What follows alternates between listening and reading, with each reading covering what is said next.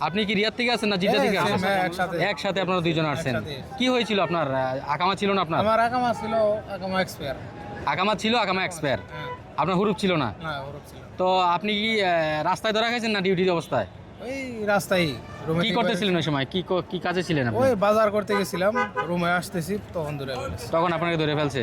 এমনি জেলে কোনো অত্যাচার করেন আপনাদের উপর? জেলে কোনো অত্যাচার করে না। আচ্ছা আচ্ছা, আমাদের সবকিছু। এম্বাসিগুলো যদি আরো তাড়াতাড়ি যদি আউটপাসগুলো যদি দিয়ে দেয়, আমরা এতদিন এখানে জেল খাটা লাগানো। আচ্ছা আচ্ছা, কি হয়েছে এম্বাসির বিষয়ে? এম্বাসিগুলো যদি আরো তাড়াতাড়ি আমাদের আউটপাসগুলো যদি বাইর করে দিই, আমরা এতদিন ওইখানে জেল কেন খাটা আপনাদের লাগানো। কাছে এম্বাসি যায় নাই? আমরা তো ওইখানে ততদিন ছিলাম, আমরা এম্বাসির কোনো দেখা পাই নাই। দেখা পান নাই? না, না। কোনো সাক্ষাৎ হয় নাই? না, কোনো আমাদের সান্ত্বনা সাথে- বলতে কোনো কিছু না নাই? না, আমরা কোনো সাক্ষাৎ পাই না। 23 দিন ছিলাম, 23 দিনে কোনো সাক্ষাৎ বা দেখা পাইনি। আমরা এই 23 দিন জেল খাটা শেষে তারপরে আসলাম।